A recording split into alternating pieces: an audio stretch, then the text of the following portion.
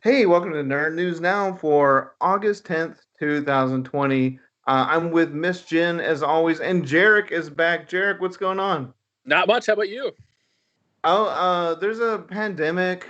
I think that was probably going on the last time you were here, but I can't remember. Is that still going on? I've been under a rock for a while, so I don't really know. Yeah, it's still going on. And it's the same one. It's not even like a cool sequel or anything. It's just the same one over and over. Pandemic? God, I mean, at least time we should be on pandemic too. Are people not wearing their masks or socially distancing? I mean, are they not staying home? What is this? God, it's just that pandemic one. We're America. We should know this. I know Oh, that it's pandemic to electric maskaloo. ooh, There we go. Yeah. I like that. Because this first pandemic has lasted longer than the gap between Sharknado 1 and 2. So it's like, that's when you know it's a long time. So what's going to last longer, the COVID pandemic or the Confederacy? Which one's going to last longer in history? Oh, I don't know. Now I'm gonna have to know. I hope it's not the pandemic, but at the same time, I'd love it to be the pandemic. I'd love for COVID to have a larger part in American history than the Confederacy. Who knows? Well, um, so what have you been up to the last 3 weeks, nerd wise? What have you been diving into? I have been doing a lot of miniature painting, nerd-wise, and a lot of sticking up to date with board games and card games, I guess, as per my job. But really, I haven't really been able to do too much because my schedule's been crazy recently. But when I have been doing stuff, it's board games like Gloomhaven has been eating up my free time, and then miniature painting. It's my go-to hobby, so I can't complain. What's your favorite color right now? My favorite color right now, probably red. Still red.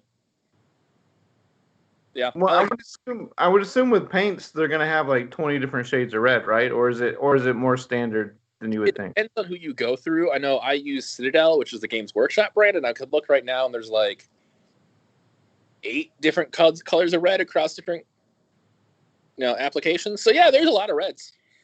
Yeah. I It's know. just I've never been able to get into the hobby, and I no artistic talent whatsoever. So even if it was just as simple as paint the miniatures and don't play with them, which I'm sure there are people out there to do that. Oh Uh, yeah. I've just I would like to try it one time, but I would have to find some sort of like self-contained kit to where I get everything I need in Totally. one shot. Yeah, so No, maybe next pandemic. Next maybe pandemic, we'll try uh, tabletop a good painting. day card. I guess we'll do miniatures then. Okay, cool. Yeah. Um, and Miss Jen, what have you been up to? We had an epic convention this weekend online because you can't do it in person. Yay. We've been doing planning and implementing. Yeah, so you're speaking about Cadets Con. You had what, 31 hours of programming? It was crazy. Oh, wow. Yeah, we didn't. It's one of those things I was glad we chose not to go all night because I don't think my voice would have made it. So we did a Friday night ready set draw, and that was a charity fundraising event that we did. We had a bunch of artists come on and draw live, which is awesome to be able to see techniques and stuff. Chaz, I think, is donating a piece. He didn't do live, but he's gonna send one our way. That's awesome. Nice. And then we had a all day Saturday. We were going until midnight. We had a Nerd Killer Warfare in which Mark Tully was smearing everybody. Yeah, so Chaz and I were on there, and I thought we were going to go head to head. I had technical difficulties, which is probably common with digital cons, but I get on there, and then I'm finally going head to head with Chaz, and he's like, I tap in this other guy. I'm like, what? I didn't even know that was in the rules. It Yeah. was in the rules. He made up his own rules. We talked about it today. Like we're doing our postmortem for the show. And I Yeah. was like, because it's the first time we've ever played it in which we were doing it the kind of the Zoom way, or StreamYard in this case. And I was like, there were some things I would have definitely changed. And one was a tag, and we would have taken it totally away. And then I would have maybe muted mics and said, okay, you have a minute to make a point, because we had a lot of talking over each other, which felt a little less fun and less game showy and more like arguing in the car. Yeah. Well, you saw. I mean, here's the thing. So with nuclear warfare, you usually get a person who is usually fictional, and then you will get an item. That item can be sometimes it's a car, sometimes it's a weapon. Well, we had the person weapon. I get Cersei from Game of Thrones with the Infinity Gauntlet, and I had to say more than Cersei has the Infinity Gauntlet to Yeah. like make the point that she would win. So then it got pretty heated.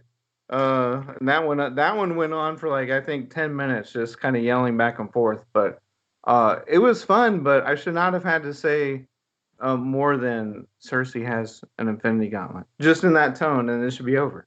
Well, was it like specifically stated that she has all of the reality stones with her, all the other all the stones? That was not specifically stated. I'm just saying at that point the Yeah. argument it keeps going. If she had everything with her, then yes, Cersei has the Infinity Gauntlet. You're gone. Yeah. I saw Mark try to do an epic move of total baloney when he tried to convince someone they could only use a sonic screwdriver if they had a good heart. Sure did do that.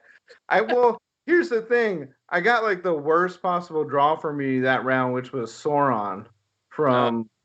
Yeah, I don't know anything about Lord of the Rings because I tell you guys all the time I fall asleep. Man, I don't even know.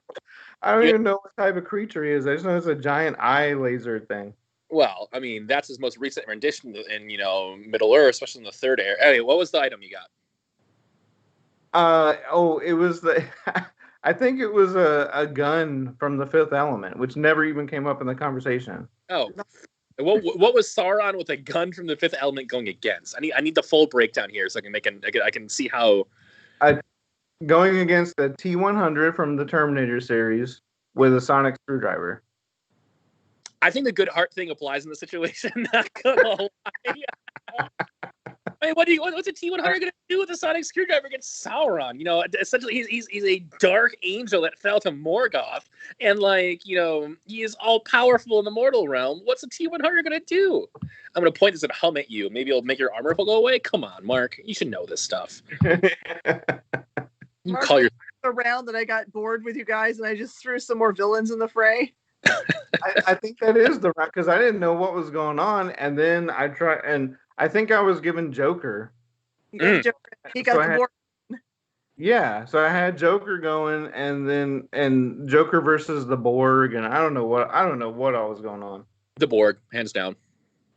I don't think so because if the Borg tries to assimilate Joker, Joker's insanity would then infect the Borg, and then game over. But see, that's the whole thing, though, is the Borg, when it assimilates cultures, it sifts through the information that's useful and then discards all the rest. And then the useful stuff gets sent out to the rest of the collective.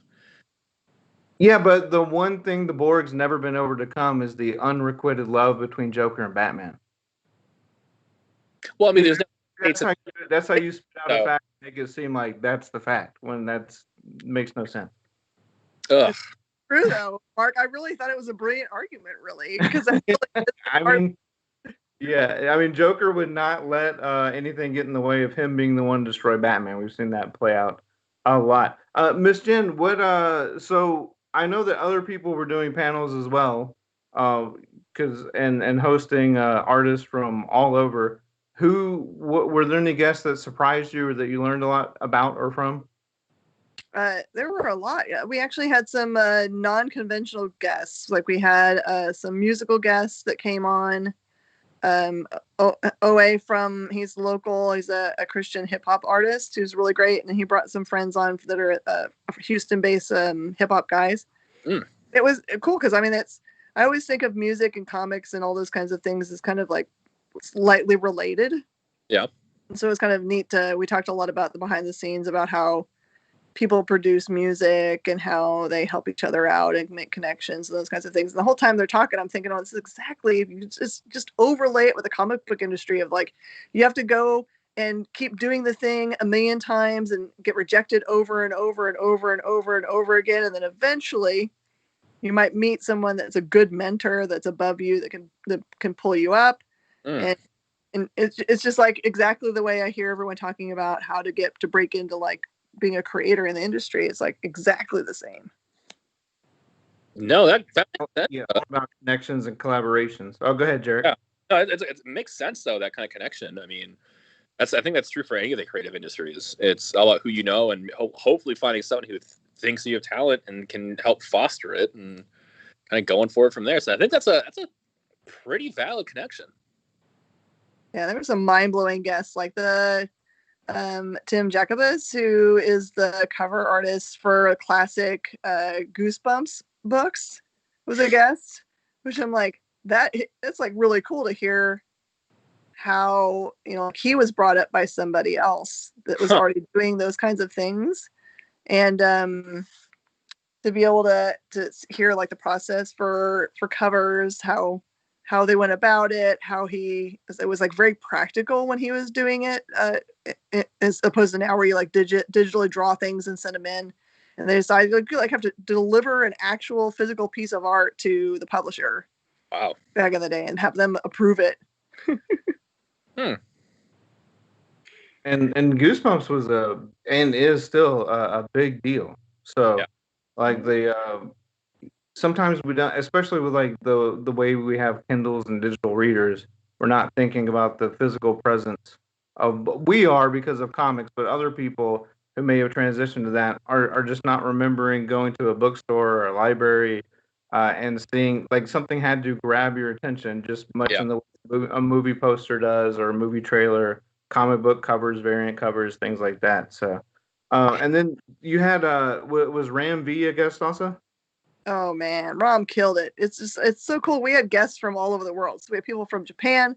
We had two guests from Germany that came on with our first interviews, and then Rom he was out of London.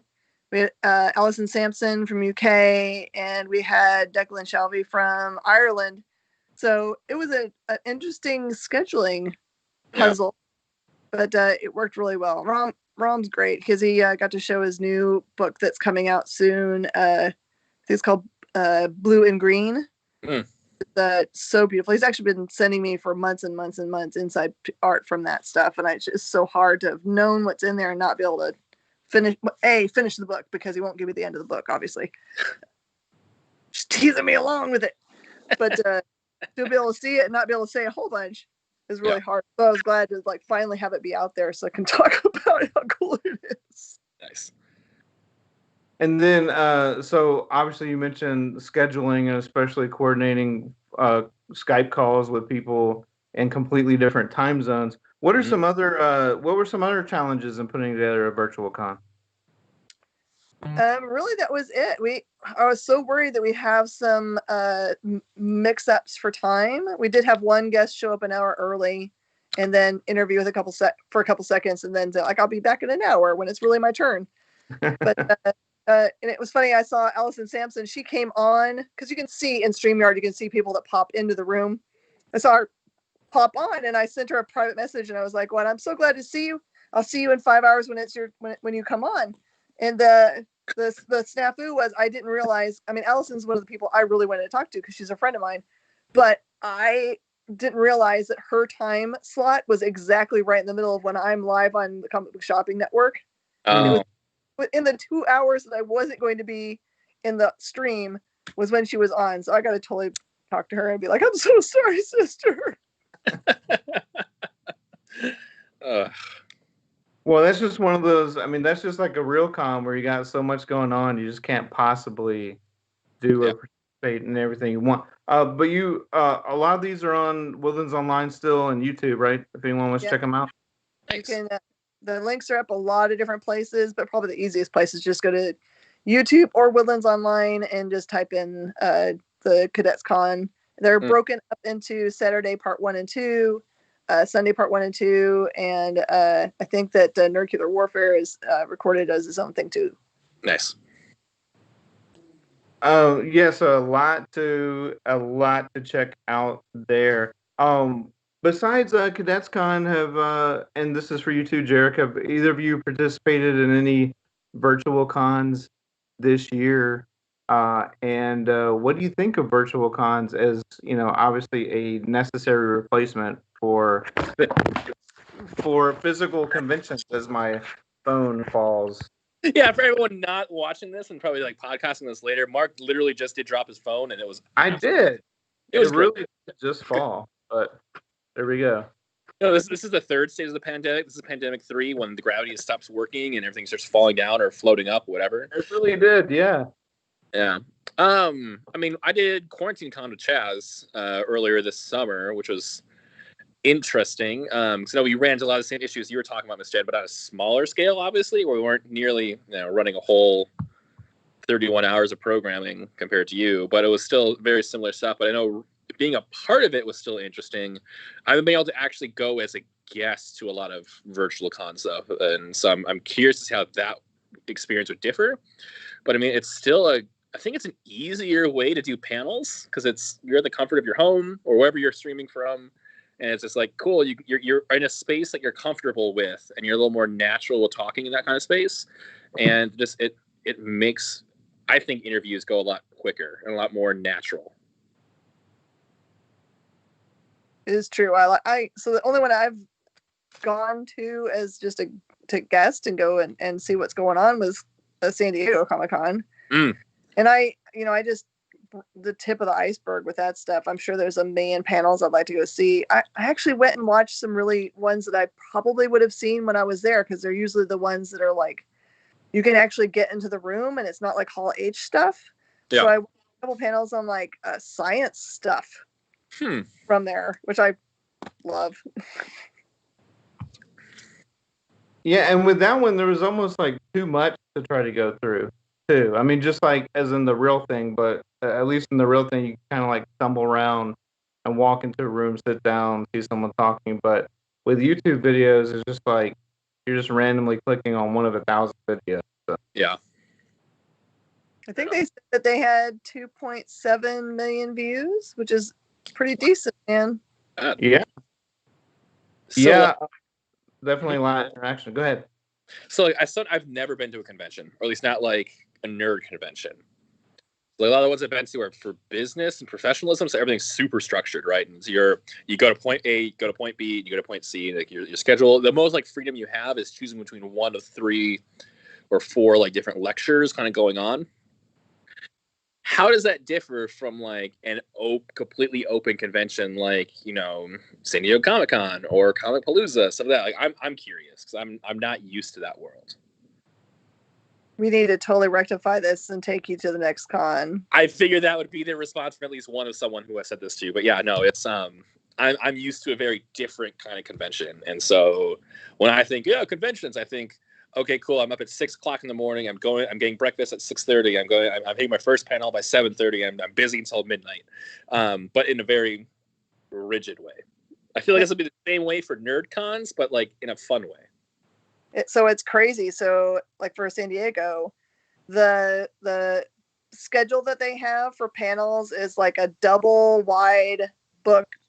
If you like did it landscape. Yeah.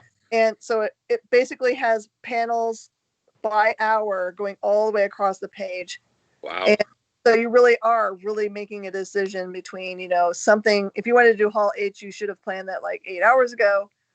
Or, like there have been times when we've quite literally said, okay, well, what do we want to go see? And then we'll walk up near that panel room and realize that it's like, okay, we can't make it into this panel that's in this room or the next one or the one after that for the length of the line.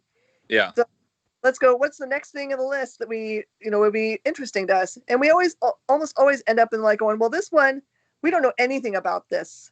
We don't have any real interest at all. And we wander in the room, sit down, and really, really enjoy it because we're learning something new.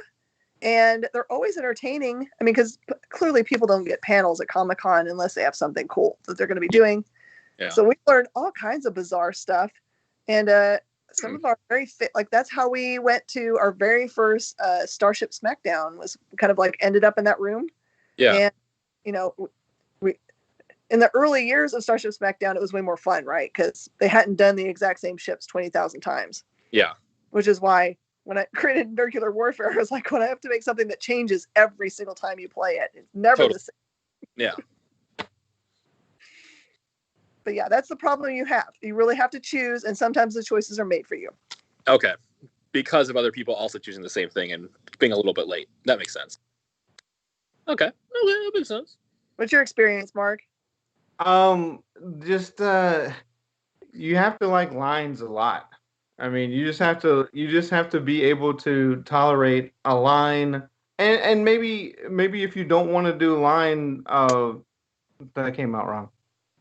If you don't want to do lines, then we got another thing for No, you. then you're gonna lose energy real fast if you that happens. But no, but so what I'm saying is like, let's say there's a celebrity A and you want to meet them, you might be in their line for 3 hours, and you're going to you can miss out on 15 other different things. But the same thing is being said for panels. You've heard of like the legendary wait times at Hall H, where it's just like people camping out for 2 days to get into a certain panel. And when you're doing that, you're losing time that could be spent on the floor, meeting independent artists, buying their stuff, supporting their wares, all that kind of thing. But what I like to do structurally is I like to leave that stuff for Sunday. Because typically the bigger guests are going to be Friday and Saturday. And then by the time you get to Sunday, the convention floor is a little more relaxed. People are tired, so they're not as pushy. And then you can just kind of like make your way, find great deals on comics, collectibles, and usually go around and pick up your commissions. That's the other thing is like you have to know with the big premium artists, you have to run in that like literally run to their table first thing either Thursday or Friday, depending on if it's 3 or 4 days, and just within so spend a good chunk of your change then to for something that you'll try to pick up Sunday before you get out of there. But yeah, I think I love being able to do this every week within a pandemic, and we still are able to keep in touch and using technology, which we all have now because we carry it around in our pocket. So I think like the virtual con is like a perfect attachment to what's going on now, and you see a lot of shows doing that. But at conventions, you just never know what's going to happen or who you're going to pop into. Much like uh, Chaz, who has just joined us on Skype. Hey, Chaz knows about virtual conventions and regular conventions. How's it going, dude? Do. It's going. But I'm here to drop some knowledge about the Rocket Queen show this weekend. I'm only on for. Ooh. We're in the studio right now. We're doing studio things. Say hi, Josh. Hey, Josh. Hey, Walter. What's going on? And Dave.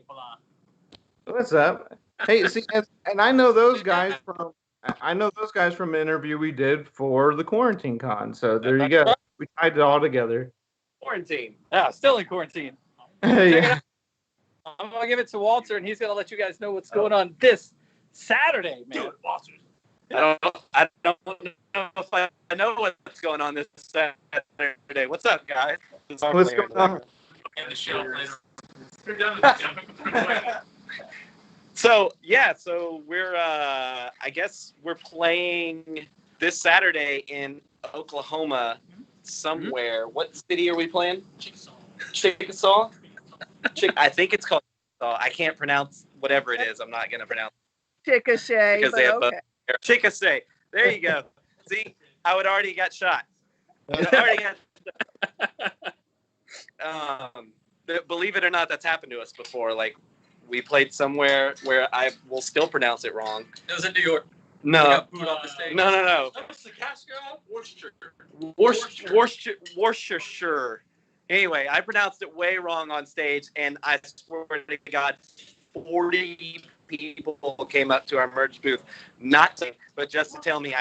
So I'm not going to do that with Oklahoma because they have way more guns and bow and arrows and all sorts of crossbows and weird shit. So anyway, we're playing in Oklahoma with Saliva for our first show since this quarantine happened. So it's gonna be awesome. It's gonna be a good show. Really good show. Should be real fun. Yeah, it's at Legends Pub, but we saw that they may be live broadcasting the show. So it'll be this Saturday at nighttime. And yeah, man, come hang out with us. Cool. No. 6 feet apart. So we're gonna check that out. We'll shoot that out. If that's the case, we'll find a link and we can check that out live. Hey Chaz, is this the one that's gonna be like a drive up experience for people that are there? No, I don't think this one is. Not that. Our player watched. Tell him what you saw, Jay. Tell him what you saw, bro. He's shy. So he looked at some pictures, and nobody was social distancing whatsoever. So 0 masks, but we will be far away from them. We'll be on stage behind the metal cage. So there you go. We'll throw guitar picks at their faces and not get them back. So cool, man. I'm sorry it's not nerdy things, but we wanted to hop on real quick, let you guys know what's going on this Saturday at Legends Pub. We'll have a link, and I know you guys are busy, right? Hey, check it out, Jared. By the way, look who it is. Oh, hey, what's up? What's up, man? How do you like your sandwich? You good? That's all I need.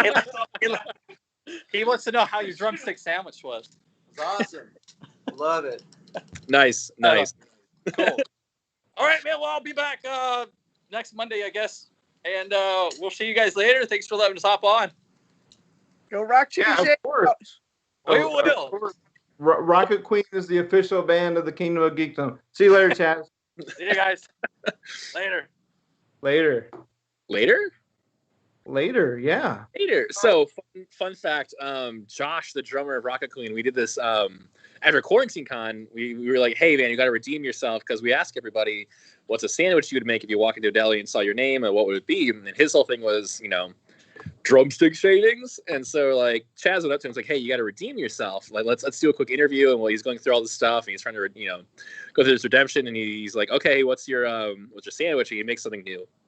The plan was for the Tab show, like, yeah, that was really cool exclusive interview with Josh, the drummer from Rocket Queen. It's gonna be really cool. Here it is, and it's like, hey, I'm Josh, and we cut back to us like, man, that was so cool. And it's like, when he finally saw it, his reaction was priceless. It was fantastic. Definitely go check that episode out. I think it's like episode 64. I'm guessing here, somewhere around the 60s. I don't know. We do this every week. And see, so Jarek, what you just experienced with that whole Rocket Queen cut in, that would be basically the equivalent of you just getting out of a panel, and then one of your friends is just coming off the artist floor, and you have that awkward interaction for Nice. like 5 minutes as you're both going to continue to do something else at the convention. Because it's just like, as Miss Jen could tell you, there's so many times where you will just like be running to get to the next thing, but you'll see someone and you really have to stop and talk to them, but you really can't because you got to get to this thing.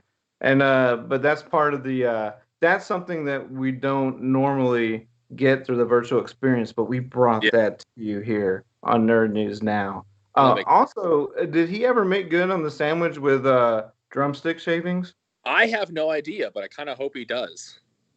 You know what would be actually good, and it could be drumstick shavings, would be if you took a pretzel rod and just shaved that up and give it a crunch on top. You have like a salty crunch on top, maybe like a ham and Swiss melt.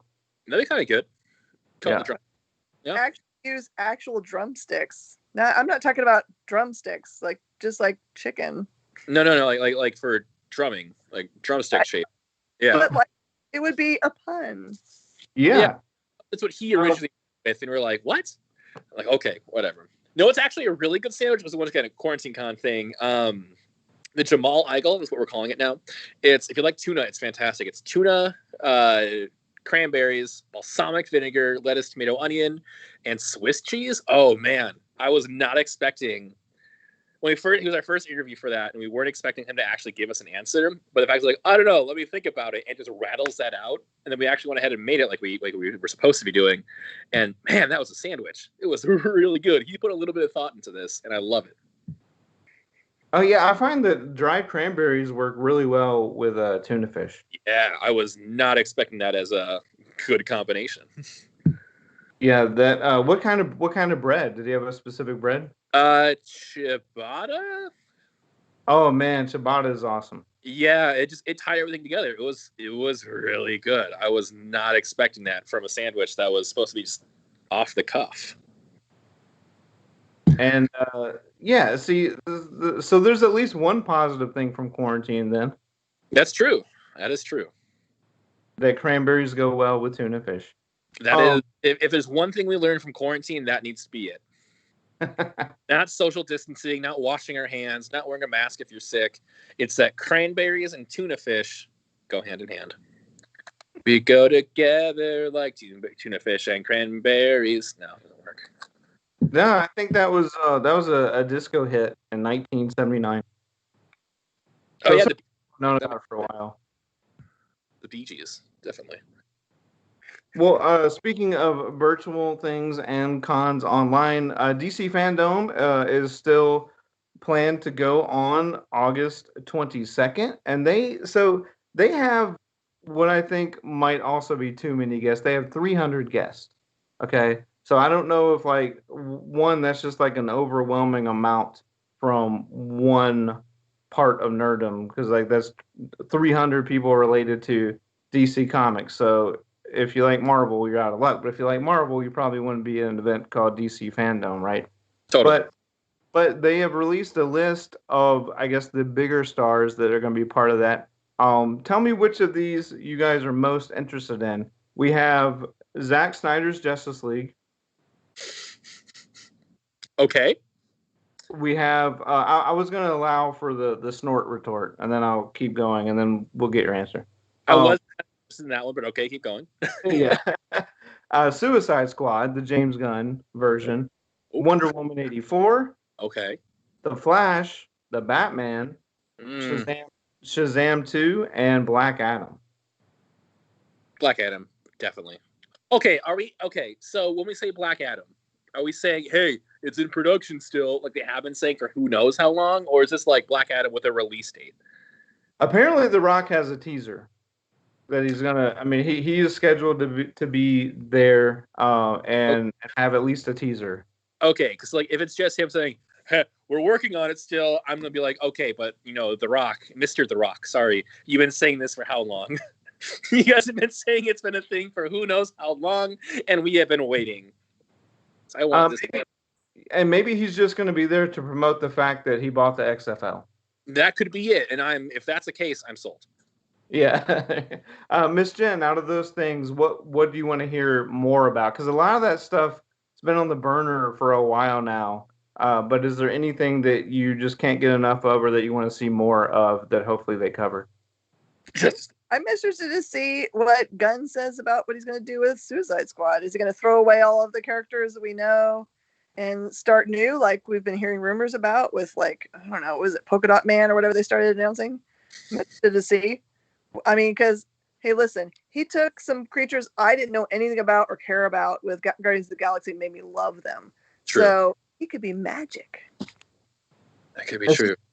Polka Dot Man was David Dastmalson as Polka Dot Man, and Chaz interviewed him for the virtual con that Adventure Begins was a sponsor of. So it's all this stuff really does come all together once you're aware of the everything going on in comics and pop culture. It's like then you can't get away from it. Go ahead.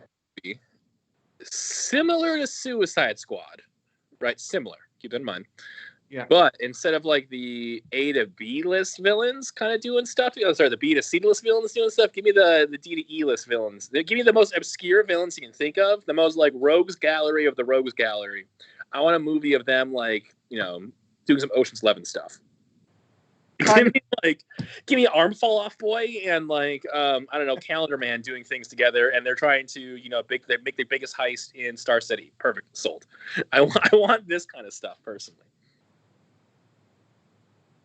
Oh well, I mean the Calendar Man would definitely be the planner of the group, right? I mean, he would have to. So. What about you, Mark? Actually, I'm with you on the Suicide Squad, but because I think they're going to be talking about more than just the movie. As we said a couple weeks back, there's a game in production, Suicide Squad game, that's going to be in the style of the Arkham Knight series, and I'm very interested in that. I mean, I like, it's funny, like we were always talking about this being like the prime time for nerds and geeks and all fans of popular culture, and we get pretty much whatever we want, and the studios are like just making all this stuff seemingly for us, and every day a new comic's picked up to be have a new show on Hulu or Netflix or Disney Plus. But one thing that's lacking is awesome comic book related video games. So, because like my favorites are still games in the arcade from the early 90s like X-Men arcade, and I would love for them to make almost that style, but obviously something that took more hours of gameplay to make the price tag worth it. And just see what kind of obscure characters you could get away with, and like Derek was saying, if they can make a video game where you put together like D or E or F list villains from DC, and you had to build them up and make them cool. Wouldn't that be awesome? And have all these different missions like bank heist and other things. So, uh, yeah, that's what I'm most interested in. Just seeing what where they're going with that. Whenever Suicide Squad pops up, people always bring up, oh, you should read John Ostrander's run, because that's something that was completely kind of just overlooked for the first Suicide Squad movie. So it'd be nice if James Gunn can make more of an attempt to grab from that source material, but also things that come out like video games, if they could pull from that as well, because that comic was awesome. And obviously, whenever they bring out the newer stuff, the art is cool, and you have Harley Quinn, and she sells books. But it'd be nice to go back to more obscure villains doing missions they should not be doing.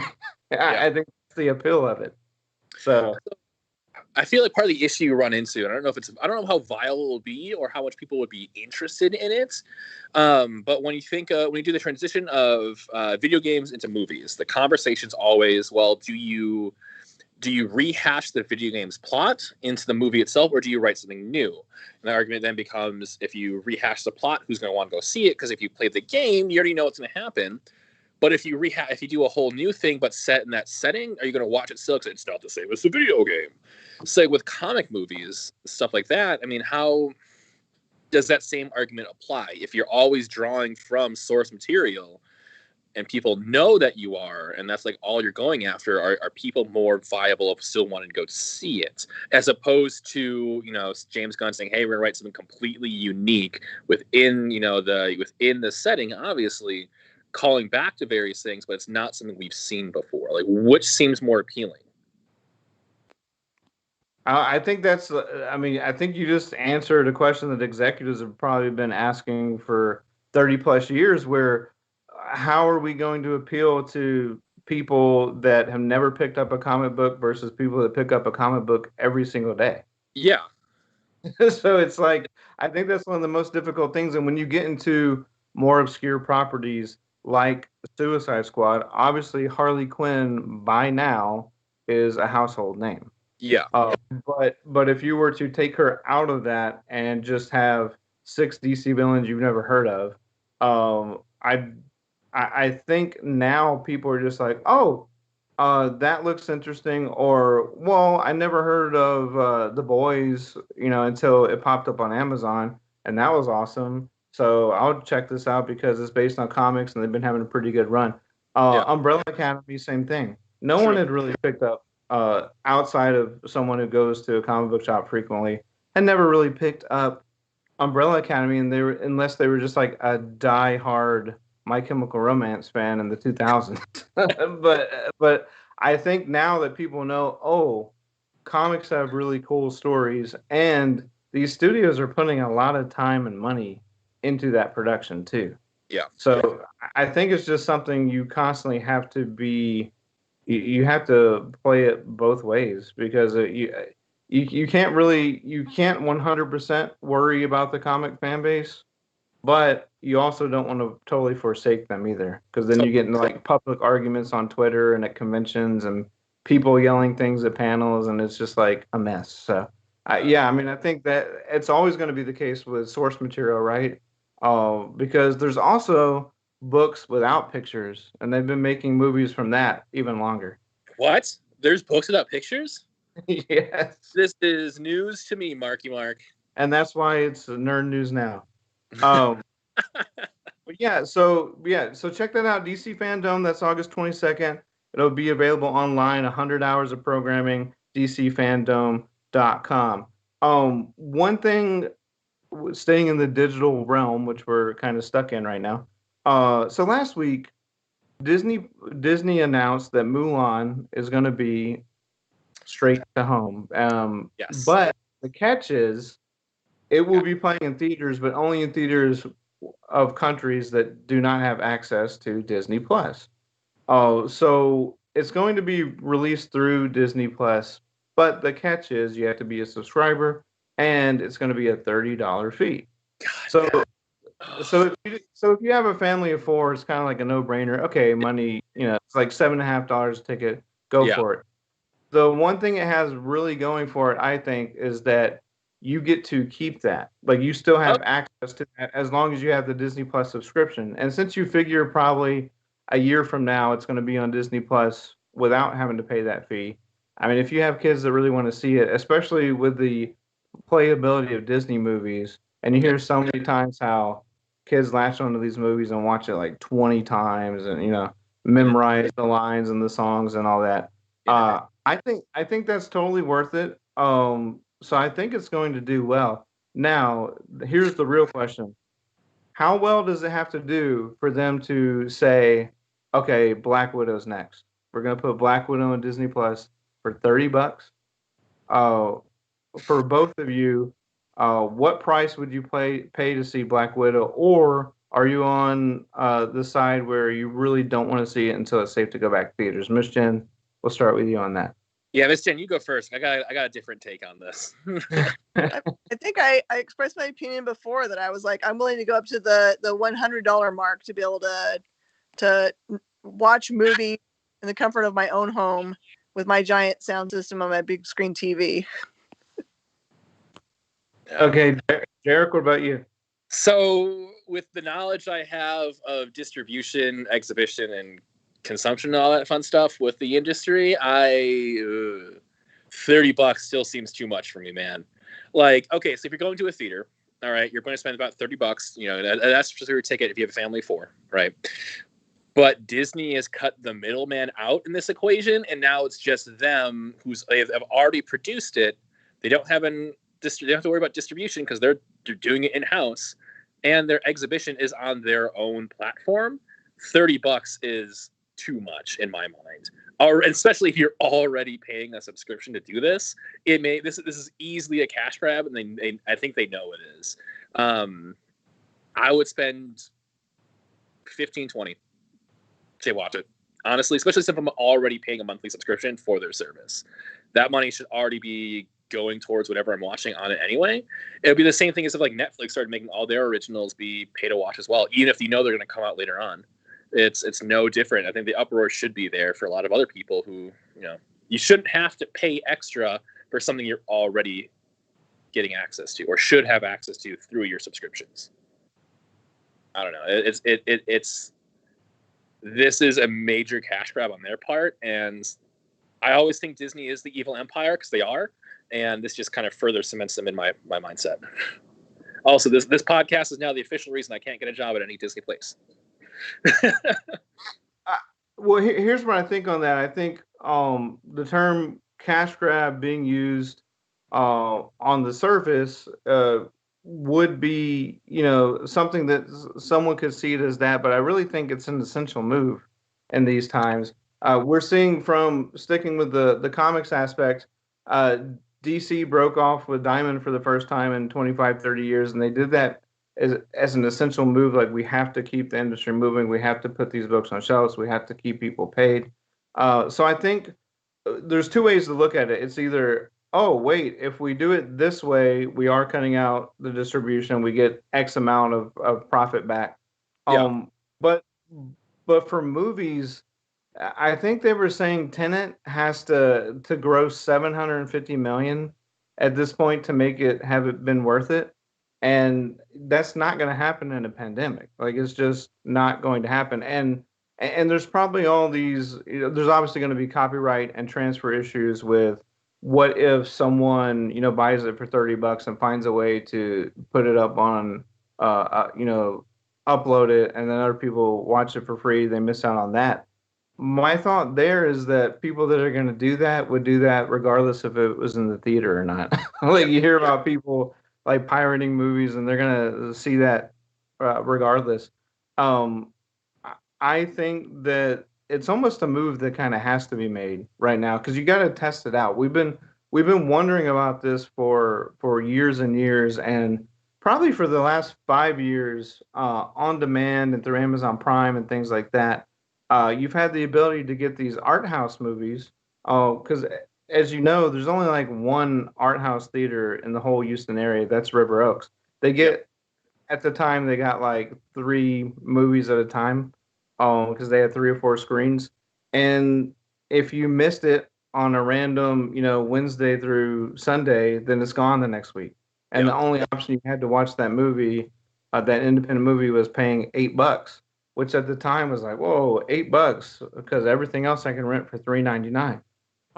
But especially when you take in the aspect that Disney, draws in the family crowd, I think $30 is reasonable. I mean, remember, I believe all of us paid $20 for Bloodshot, right? I mean that was the price at the time, and now I think one thing they might be able to sweeten the pot with, let's say like you paid $30 for it, but then you get either $10 credit towards a hard copy Blu-ray when it comes out, or you just get the digital free forever, 9 months later when that's released, or whenever it may be, just some sort of credit back towards it. But I don't know, you're shaking your head, what's going on? No, I this it comes off almost as I don't believe that needs to be the move.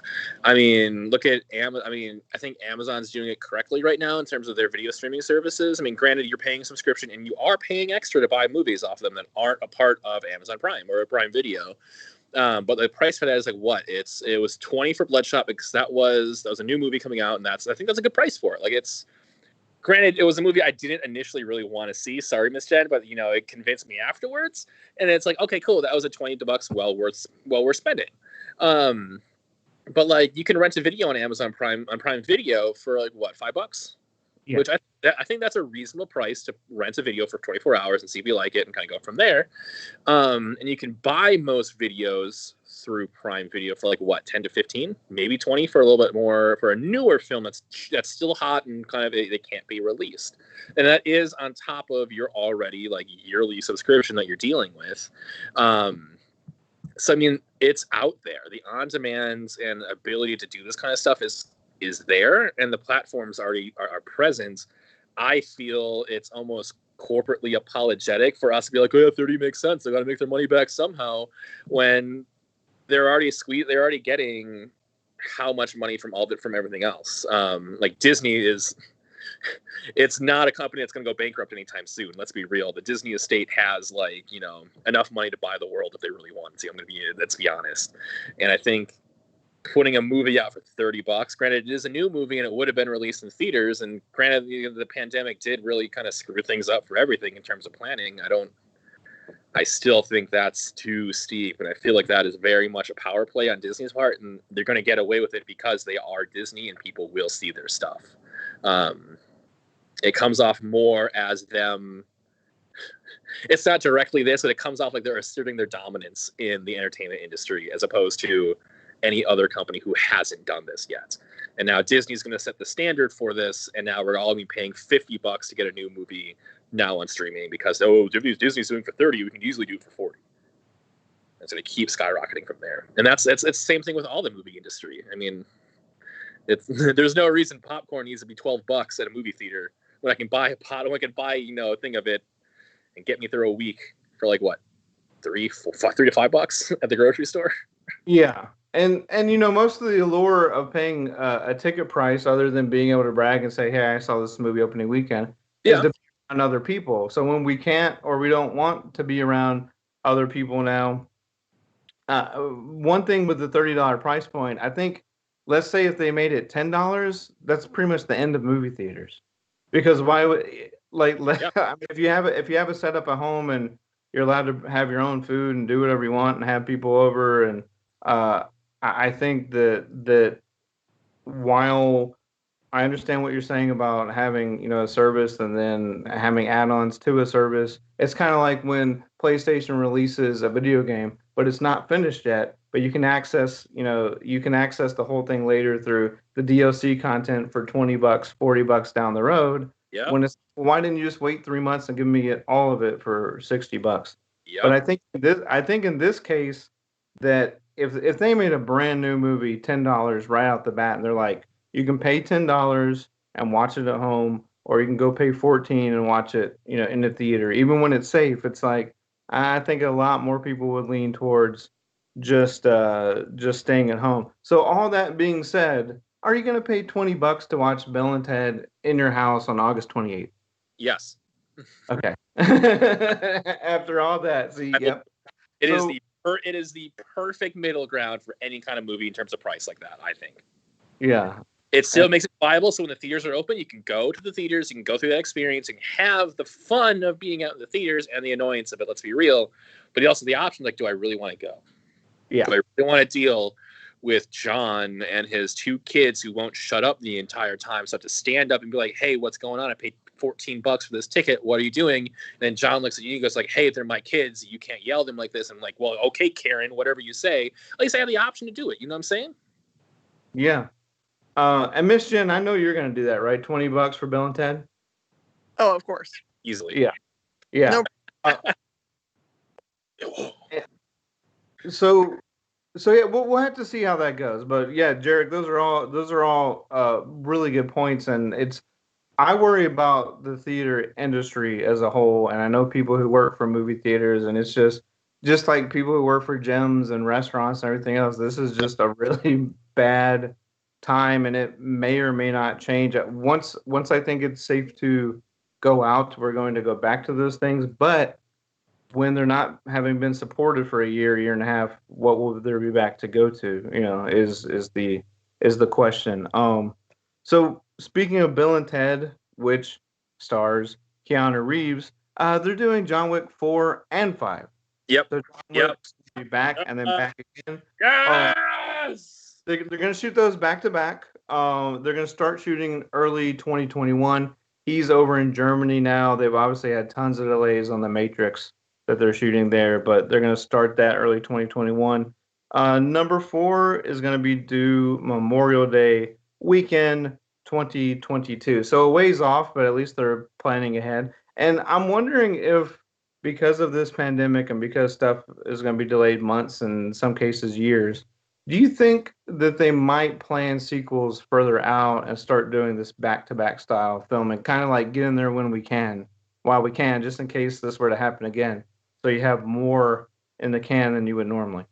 I mean, it's more complex than all that, right? Because your worry might be also that you have people that are in your franchise that they unfortunately might not be around to do a sequel. Yep. So you might be thinking to yourself, let's get it all in the can. Let's get your legacy on the film, just in case something crazy happens. Yeah, you might be sitting there like, hey, man, Lawrence Fishburne, he's getting kind of old. I mean, you think he's going to survive COVID-3? I don't know. Might as well film John Wick 7 while he's still around, and we're going to keep going from there. I think that's part of it, and I think it's going to work for established franchises with a hardcore audience that's still watching it. If you're doing Hodunk 2, because Hodunk 1 was really good, like, you know what? We don't know how Hodunk 2 is going to do, but in case it does well, let's spend the money for Hodunk 3. And if Hodunk 2 flops, well, that's it. Then it's not going to work. But if you do... Straight to Disney Plus. If you get... if you get Disney Plus for $30 a movie, and it turns out, hey, 100 million people watched it first day, and they're going to buy it again when it comes on DVD, maybe we will do Hodunk 4. I don't know, but there's too much uncertainty for new titles that haven't been established, as opposed to ones that already have that audience and the hardcore fan base to support it. In my mind, it makes sense they're doing John Wick 4 and 5 back to back. Kind of like the Lord of the Rings movies when those came out. Sorry, Mark. Back to the thing you don't watch. They did all 3 back to back to back, I think, only because they knew they knew the first one was going to be a hit. There was nothing like that in the market, and it was perfect for it. And when it did turn out to be a hit, they were able to roll these movies out one after the other. But if you're doing something like, I don't know, the Immortal Engine series, where it's like, do we want to do another teen movie? I don't know. And it turns out it's a flop. Man, you just lost how much money?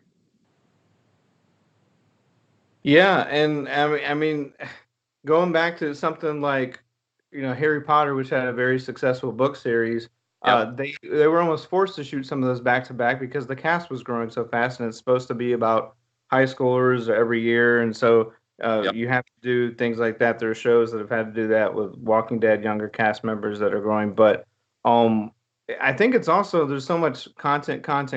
You're going to be constantly now fighting with other studios over actors and actresses, and you might need to lock them down to a three-picture deal and then just knock those out because, like Keanu Reeves, I have no idea how he's being in so many upcoming movies. Yeah. Like, he's got to be stretched incredibly thin. Like, it just, yeah. So, part of me is curious if this leads us back. This is me as a movie nerd now. This leads us back down to almost the how the golden age of cinema was with the different the companies and how they're very very rigid in their contracting with actors and staff and everything else. And I wouldn't be surprised if COVIDness and the new digital world we live in brings us closer down that path of how they do stuff again. Because it's the best way to consider, hey, you're ours for 5 more movies. It doesn't care what they are. You're going to be Keanu. You're going to be in at least 5 more movies with Time Warner. Have fun. Get out there, boys. I don't know. It's this is what I'm curious about as opposed to the streaming service $50 movie. Yeah. Yeah. Well, I got a little bit of TV news. I'll run through that real quick, and then we'll get to comics to wrap up the show. But speaking of comics and streaming services, The Boys comes back September 4th. Shawn Ashmore will be joining the cast as Lamplighter, who they kept alluding to having a dark and mysterious exit from the Seven. So I think that's great casting there, going from Iceman to Lamplighter, who is obviously something to do with fire. That'll be September 4th on Amazon Prime. Christopher Eccleston is returning to Doctor Who, but After 15 years. After 15 years, but not on television, he'll be doing audio serials for Big Finish, which if you never checked that out and you're a Doctor Who fan, check that out because pretty much every major actor in that series, I mean, there's 100+ stories on there. That'll be out sometime next year, but he's going to be doing like I think 13 audio episodes. And in news no one saw coming, MacGruber gets greenlit for a full 8-episode season on NBC Peacock. And Jarek is just shaking his head in defeat. This is who thought, hey, let's do that parody. Let's do that parody from SNL. We're going to make a movie out of this, right? It's going to do okay. A couple years down the line. How many years has it been? At least like what, 6, 8, 10? Oh no, at least, yeah. Let's make a show out of it next. Boom, we went full circle, everybody. MacGruber, everybody. Peacock too. It makes sense it's on Peacock, but like, God, NBC. Well, if you think about Peacock though, they're going even back further with the new Saved by the Bell and Punky Brewster.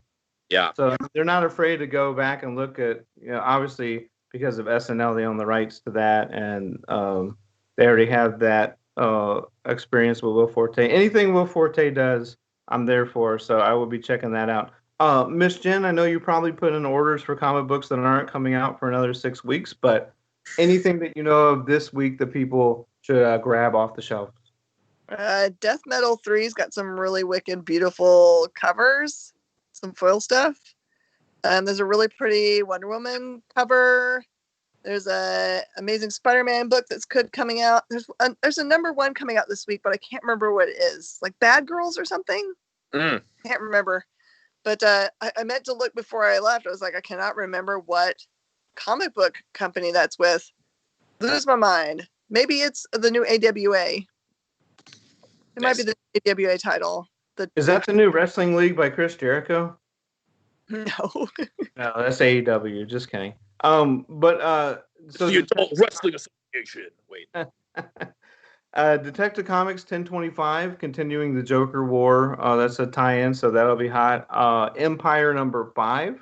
Yep. The big summer series from Marvel, and then just lots of continuations of series: Flash, Wonder Woman, Venom. Miss Jen, what household name like that? I named Flash, Wonder Woman, Venom, but you can include Batman or Spider-Man. Who do you think has the best run going right now for a household name character? Venom. Venom, yeah. And the most room for potential with this whole like King in Black series coming and all that. So, Mark, you did out. Both of you missed. Didn't list out what I think is one of the best recent titles. Transformers and My Little Ponies: Friendship in Disguise. We talked about that last week. Okay, cool. Just want to make sure because I came before this week. I'm like, I'm sold. This the tagline for it. I'm sold. I don't like half of this, but I want to see if it happens. Now, I'm a pony. That book was so heavily allocated. Yeah. I ordered 100 of them and got 21. I know people that ordered heavy and got none. Wow. So weird right now in the comic book industry. Don't get mad at comic shops. They have no control over what they're getting. They order stuff and then something shows up in a box. And well, maybe it's what we ordered. Maybe it's 2. Who knows? Yeah. No. I want to hit on what I thought was one of the best new titles and crossovers that no one's asking for, but we got. So. Apparently a lot of people were asking for it if not orders aren't being filled like that. But are there some awesome variant covers for that? I don't think so. No. Yeah, the 1 in 100 that was hot. Oh wow. Okay. Who was the 2 lucky comic shops that got the 1 in 100? But it was funny because we ordered the 100 copies. We only got 21 of them, but they still gave us our 1 in 100. Okay. Yeah. Weird. Thanks, Diamond. So Miss Jen, any other series to be looking out for right now? Maybe not necessarily from this week, but just coming up or a few weeks back. Okay, we have to talk about this thing called The Button, just so that you guys know what's going on. So, Bad Idea, which is a new company that Dinesh Shambasani put together, who used to own Valiant. He's the producer on Bloodshot. He's the coolest dude. They started out a week or so ago. They wanted to kind of like, oh, let's get people excited about Bad Idea, the comic book company they're doing, because it was supposed to launch right ahead of COVID, and of course it couldn't do it. So they're like, okay, well, we're going to do this super fun thing. We made a promo video, which has an image of this button, and you're supposed to go to this site called servethebutton.com, and you're supposed to push the button. And they were like, when it gets to 1 billion hits, then we'll launch the books. The problem was, as I told them like 30 seconds after they launched it, you have severely underestimated how many people are going to sit and only push this button and ad nauseum until it happens. And they like realized they didn't have their assets ready for it. No one could figure out that. I mean, nerds, right? Come on now.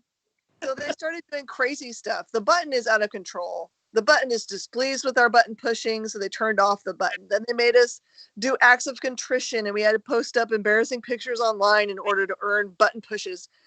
Now, this week, they've assigned time slots to comic book stores.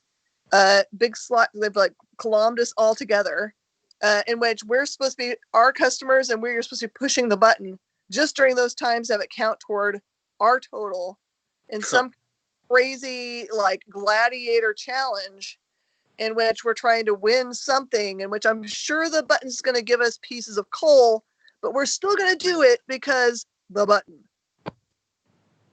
I like it. I know, what was it, like early 2000s, Reddit had something very similar where you pushed a button and it gave you a color. And then from that, the button, like there was the color wars between like purple and orange, and like it devolved into its own thing. And I love anything like that gets you invested in something for no apparent reason other than the fact then it's so stupid I have to do it. Yeah. And I have to be there, and it's glorious marketing for them. I think it's working in a way they weren't intending it to. After seeing the apparent issues it would have brought them. Yeah, I don't know how many different permutations it's going to go through, but I'm sure they're going to keep doing whatever until they're ready to print the books, right? I'm sure they had to call the printers and said, "Roll the print." Yeah. It sounds very reminiscent of Lost seasons 2 through 4 too. Just having to just push the button. Yeah, just press the button. Just press the button. Try to push the button. It's how it works. So check out that's pushthebutton.com, right? Or servethebutton.com. Well, we're at the end of our hour. Thank you, Jarek, for good to see you the first time in a few weeks. Thank you, Miss Jen, as always. And thank you for watching Nerd News Now, part of the Kingdom of Geekdom on Woodlands Online, sponsored by Space Cadets Collection and The Adventure Begins. Check out our other shows on Woodlands Online like Taste Buds, Music Cafe, The Adventure Begins Show, Woodlands House and Home, The Best You, Weekly Fallout, Sports Talk, and Between the Trees Business Talk. You can watch all these on Woodlands Online and our partner station KBQT HD21 over the air on your television. And now all of these shows and more available on Roku. Just search Woodlands Online TV to add to your streaming lineup. And of course, you can hear this and other podcasts wherever you get your podcasts from, including Spotify, iTunes, and Stitcher. Oh, so we will see you next time on Nerd News Now.